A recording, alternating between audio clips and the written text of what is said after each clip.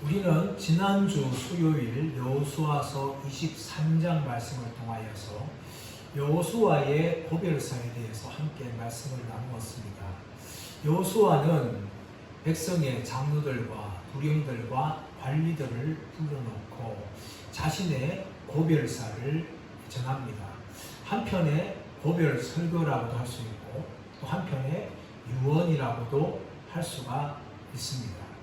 여호수아는 장장 7년 동안의 강한 정복 전쟁을 이끌었습니다. 5년간의 전투와 또 2년간의 기업 분배, 이 7년간의 이스라엘의 총사령관으로서 이스라엘 백성들을 이끌었습니다. 그런데 나이가 많아 늙었기 때문에 더 이상 그 직을 감당할 수 없게 되었습니다. 그러므로 여호수아는 백성의 장로들과 두령들과 관리들을 불러놓고 한편의 고별사를 전하였습니다. 인생을 살아가면서 가장 의미 있는 말은 마지막 순간에 하는 말일 것입니다. 우리가 죽음을 앞두고 하는 말은 인생의 많은 것들 중에서 가장 진지한 또 의미심장한 말을 할 것입니다.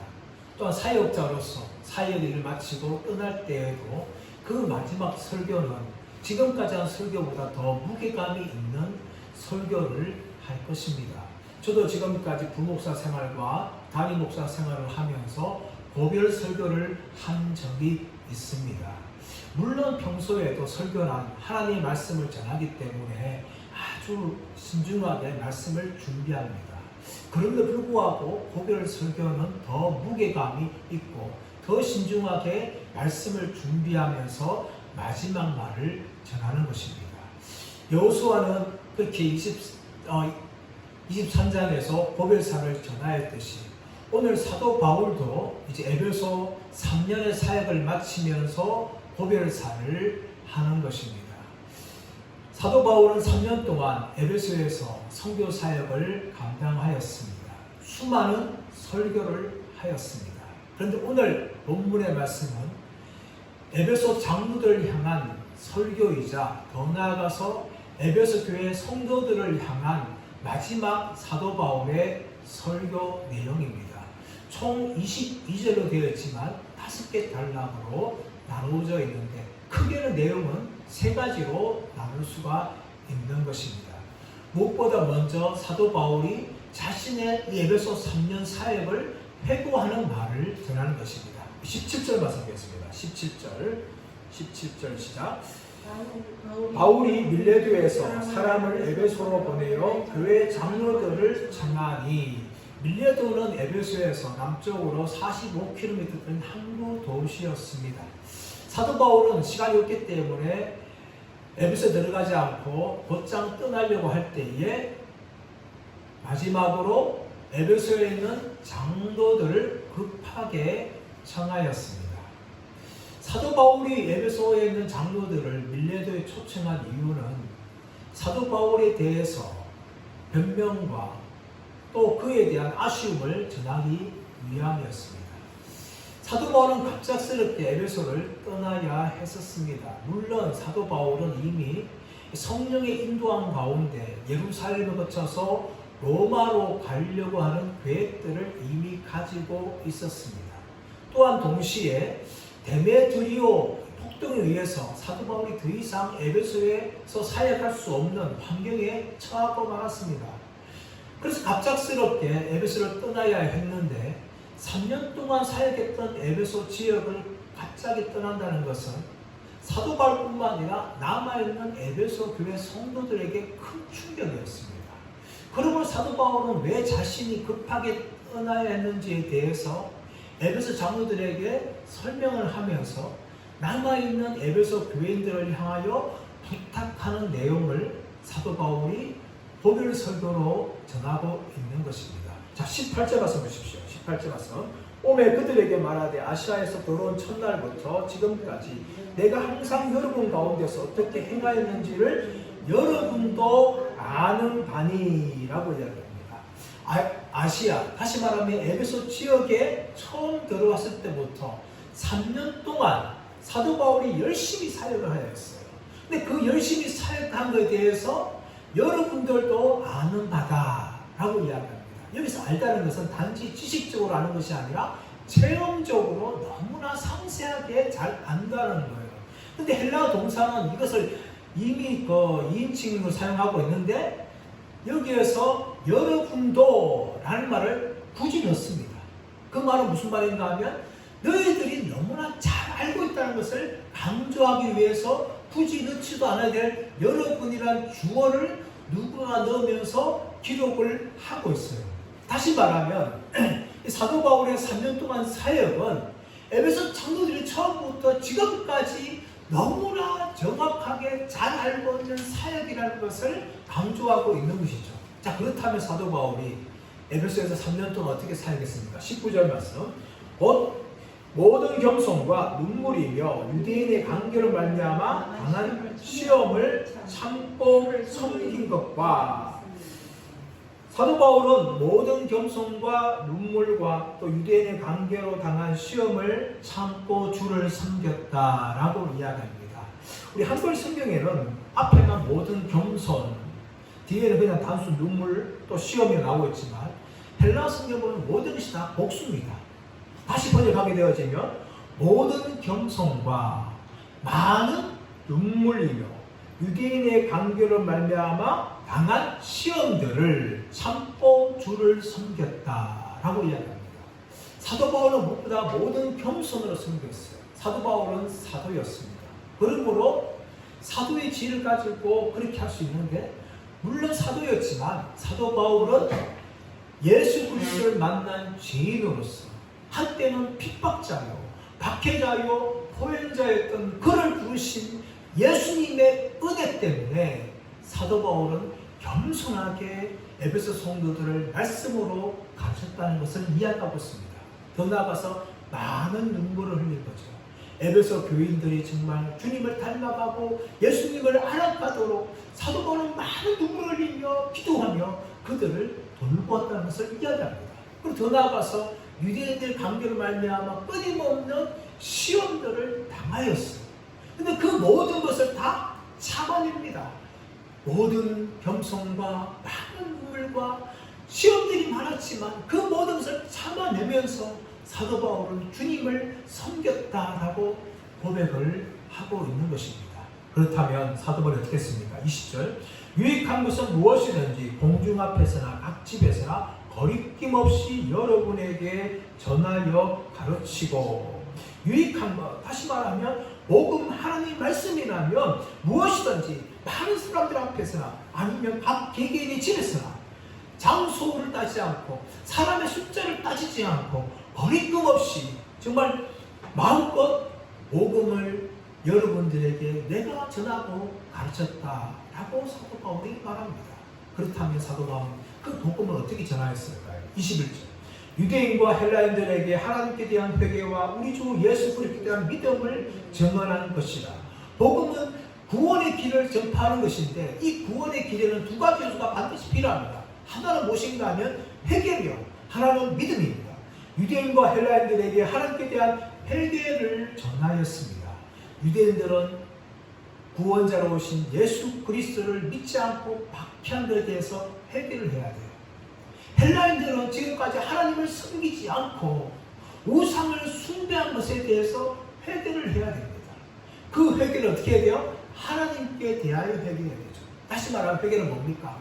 가득 발걸음을 돌이키는 것인데 예수님을 반대했던 것이나 또한 우상을 숭배하는 그 발걸음을 돌이켜서 온전하게 하나님께 돌이키는 것이 바로 회개예요. 그리고 더 나아가서 구원자이시며 하나님의 아들이신 예수 그리스도를 믿어야 되는 것입니다. 이것이 바로 구원의 길이에요. 이것이 복음입니다. 사도 바울은 그것을 거리낌 없이 공중 앞에서나 각 집에서나 사람들이 어떻게 모였든지 간에 숫자에 상관없이 장소에 상관없이 거리낌 없이 복음에 대해서 담대하게 내가 너희들에게 증거했는데 나 이것을 증거하면서 모든 겸손과 많은 눈물과 유대인들의 시험을 참으면서 내가 주님을 섬겼다 라고 사도 바울이 그렇게 증거를 하는 것이죠. 이것이 첫 번째의 사도 바울의 회고입니다. 두 번째 회고는 25절에서 27절 말씀이 나오는데, 자 25절 말씀 가보십시오. 25절 시작.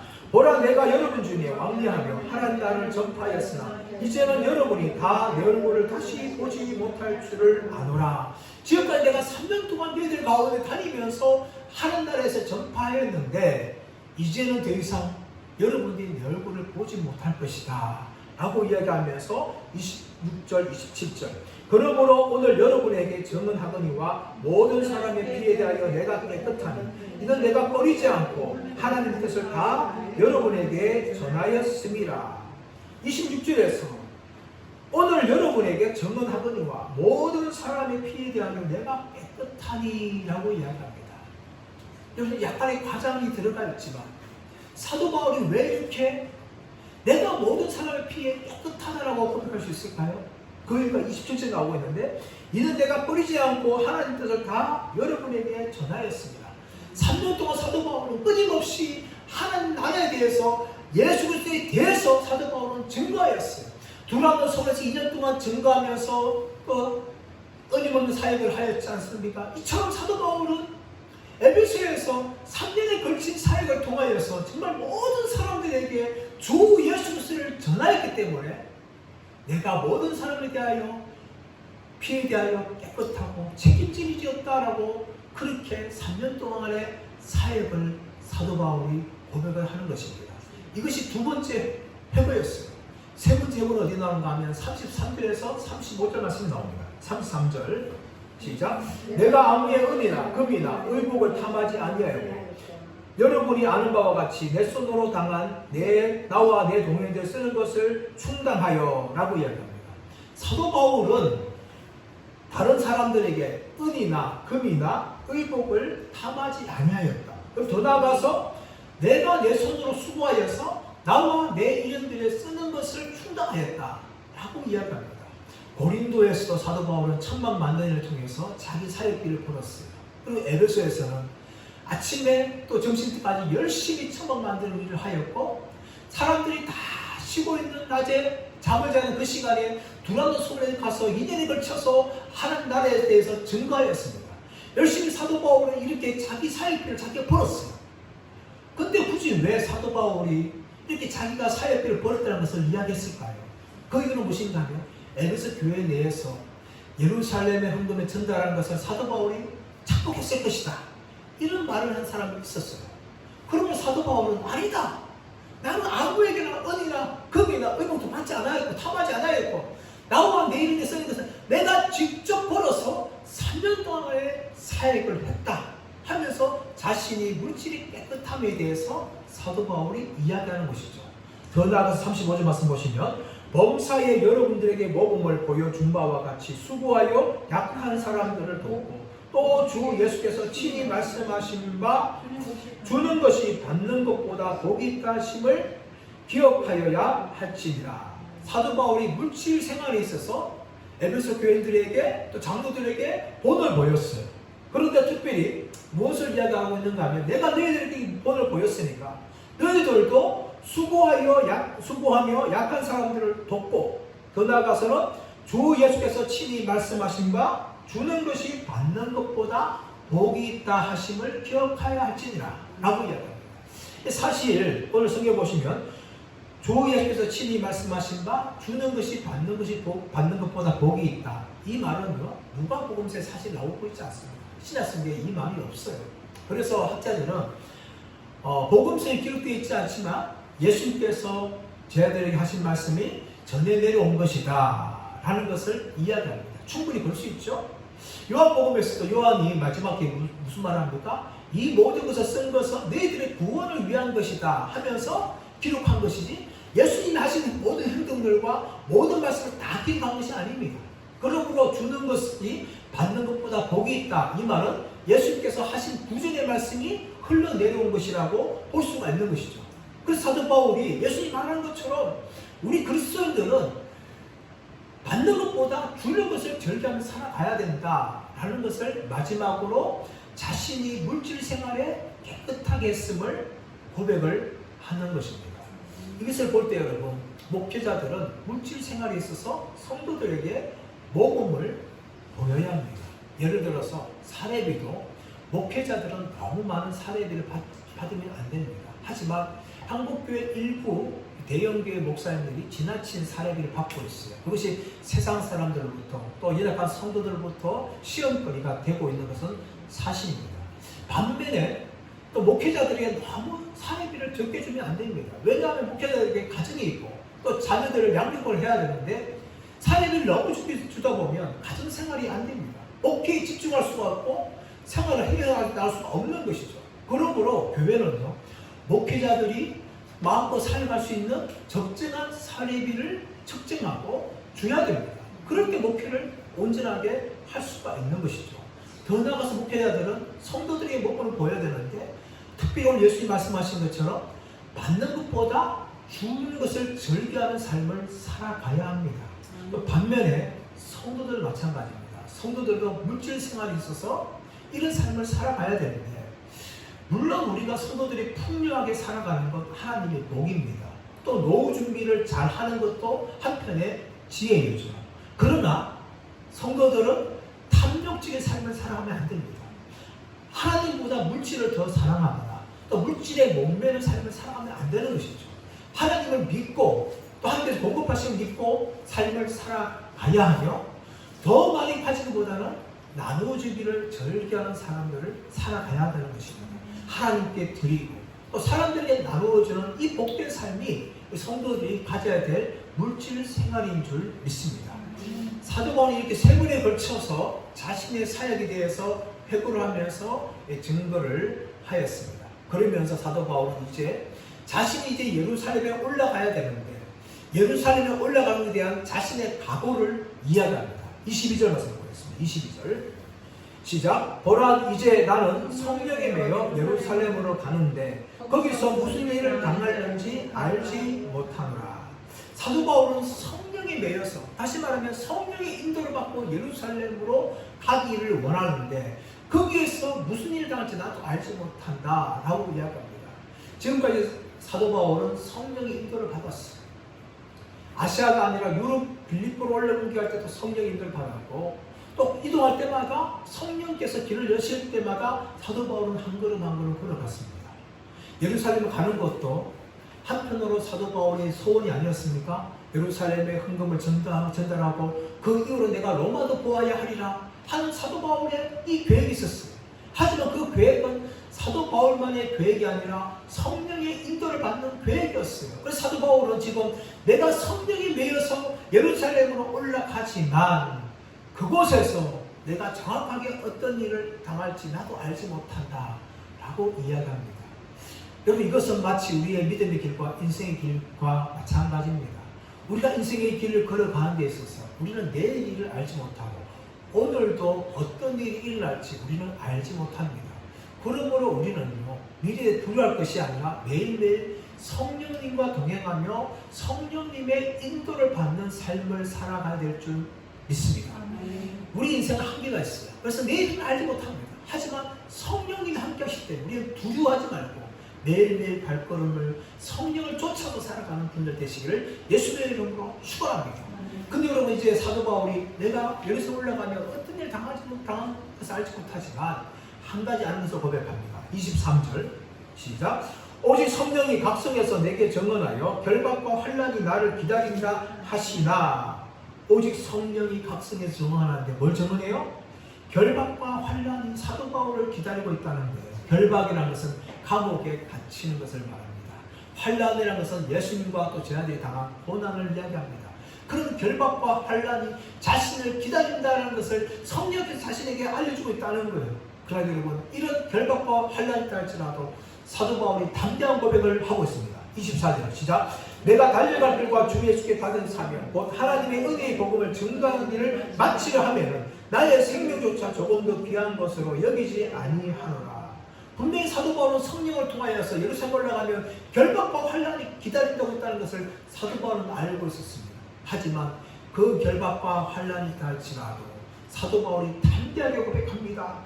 내가 달려갈 길과 주 예수께 받은 사명 곧 하나님의 은혜의 복음을 증거하는 일을 마치려 하면 나의 생명조차 조금 더 귀한 것으로 여기지 아니하노라.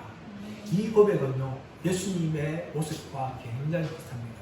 누가복음 9장 51절 말씀 가보시면 예수님께서 성천하실 때 기약이 가까우니까 예루살렘에 올라가기를 굳게 결심하니라 라는 내용이 나옵니다. 여러분, 예수님께서 왜 성천이 가까우는데 예루살렘에 올라갈 때 굳게 결심해야 될까요? 그 이유는 무엇인가 하면 예루살렘에서 고난받고 십자가에 죽으시는 이 마지막 사역이 남아있기 때문입니다. 그러므로 예수님께서는 예루살렘에서 십자가에 죽으실 것을 알고 굳게 결심하면서 예루살렘으로 올라가신 것이죠. 마찬가지로 사도 바울도 성령의 감동에 의해서 결박과 환난이 예루살렘에서 기다렸다는 걸 알고 있었지만 오직 내가 달려갈 길과 주 예수께 받은 사명 곧 하나님의 은혜의 복음을 증거하는 일을 마치려 하면은 나의 생일차 조금도 귀한 것을 여기지 않겠다는 고백을 가지고 예루살렘으로 담대히 올라가겠다라고 사도 바울이 말합니다. 그러면서 여러분, 사도 바울은 이제 마지막으로 에베소 장로들 향하여서 부탁의 말을 하고 있습니다. 28절 시작. 여러분은 자기를 위하여 또 온 양떼를 위하여 삼가라. 성령이 그들 가운데 여러분을 감독자로 삼고 하나님이 자기 피로 사신 교회를 보살피게 하셨느니라. 아멘. 여러분은 자기를 위하여 또는 온 양떼를 위하여 삼가라 라고 이야기합니다. 삼가라. 프로세코, 이것은 주의하다, 경계하다 라는 의미를 가지고 있어요. 사도 바울은 에베소 교회 장로들 향하여서 당신들은 주의하고 경계하십시오. 누구를 위해서요? 너희 자신을 위하여서. 또한 온 에베소 교회 성도들 향하여서 여러분들은 주의하고 경계하십시오.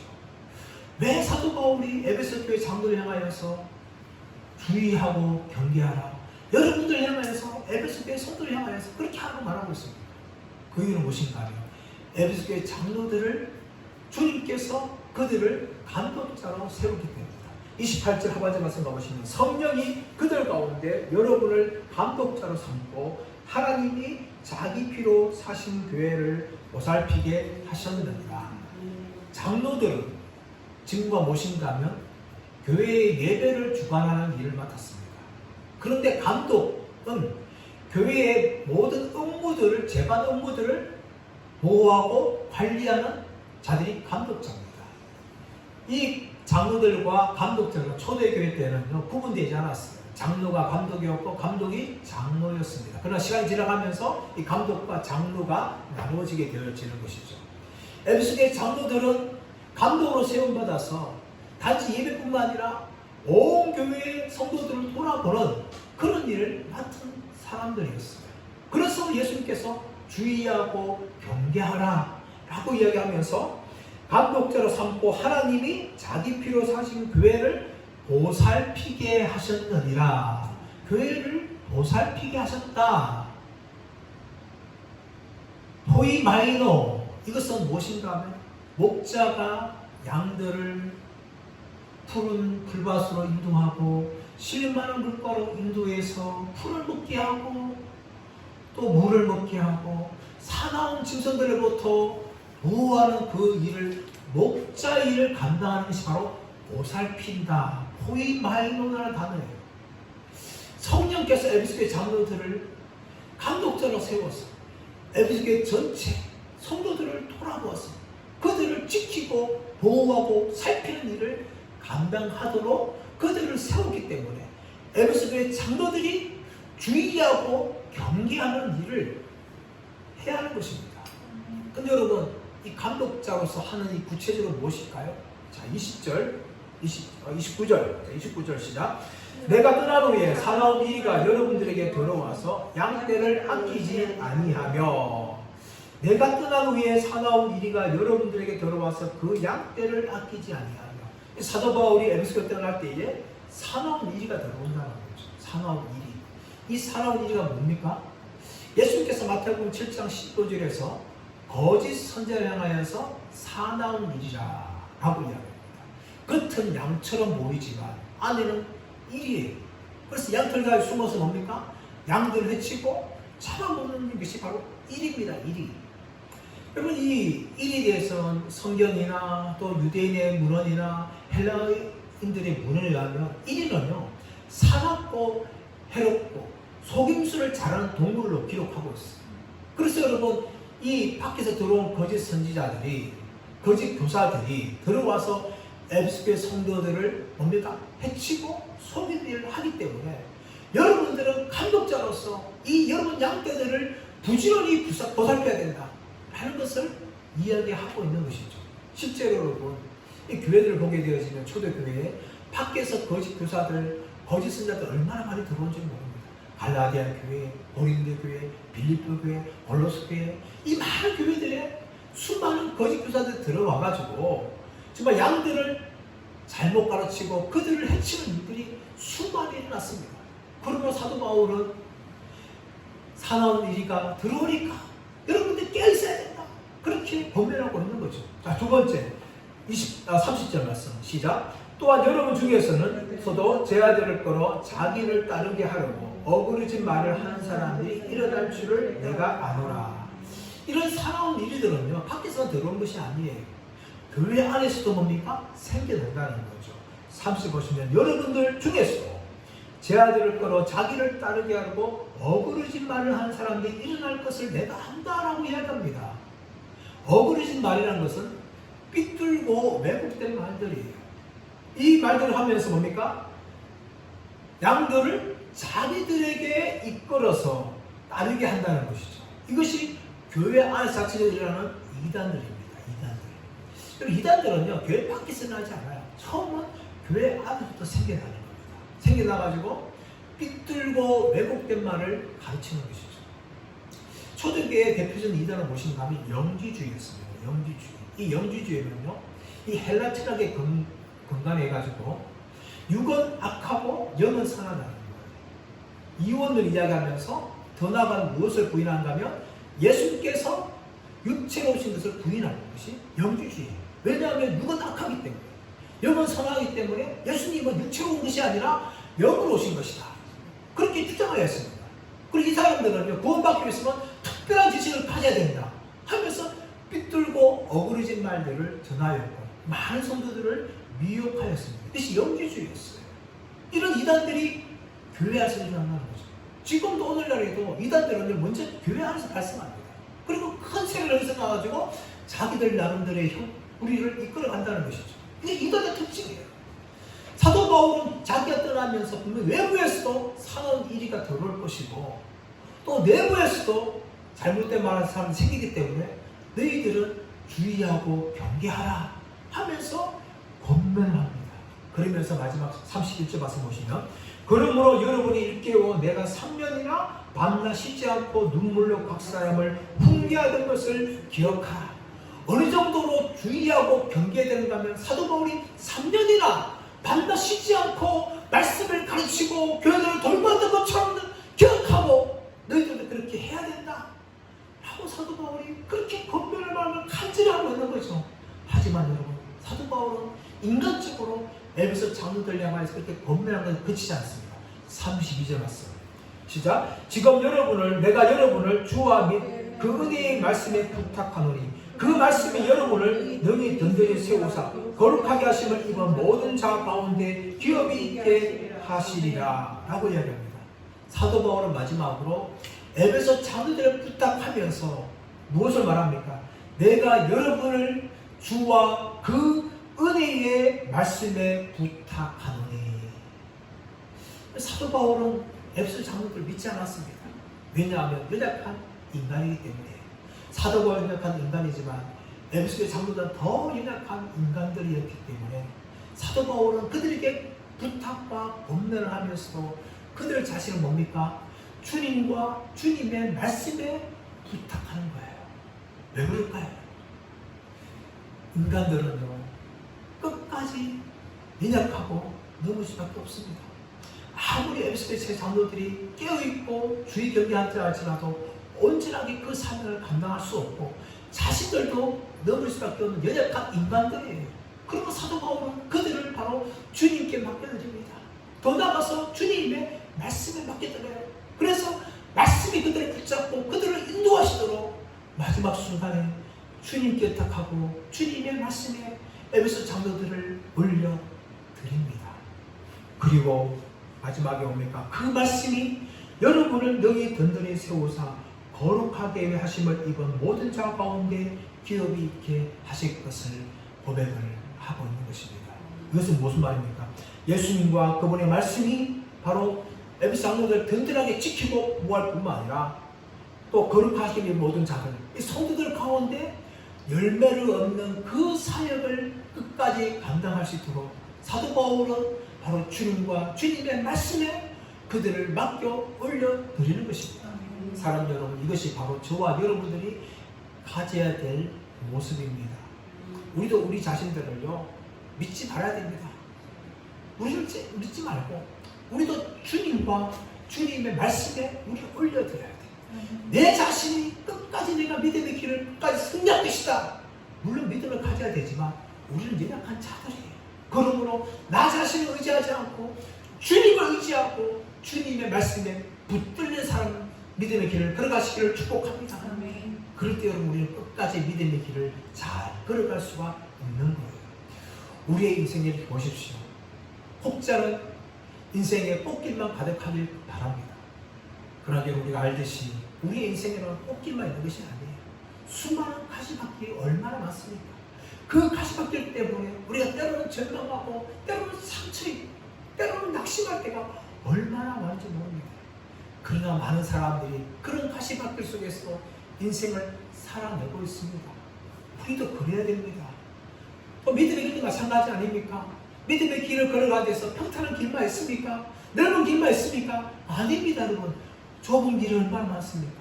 가시밭길이 얼마나 많아요, 여러분. 부둥이 얼마나 많습니까? 믿음의 길을 걸어가는 데서 넘어지고 쓰러지고 빠질 때 얼마나 많습니까? 이 믿음의 길을 걸어가는 데서 우리는 우리 자신의 힘만으로 걸어갈 수가 없어요. 주님이 동행하셔야 되고 주님의 말씀이 우리 인생의 등불이 되어야 될 줄 믿습니다. 그럴 때 우리가 믿음의 길을 걸어갈 수가 있는 것입니다.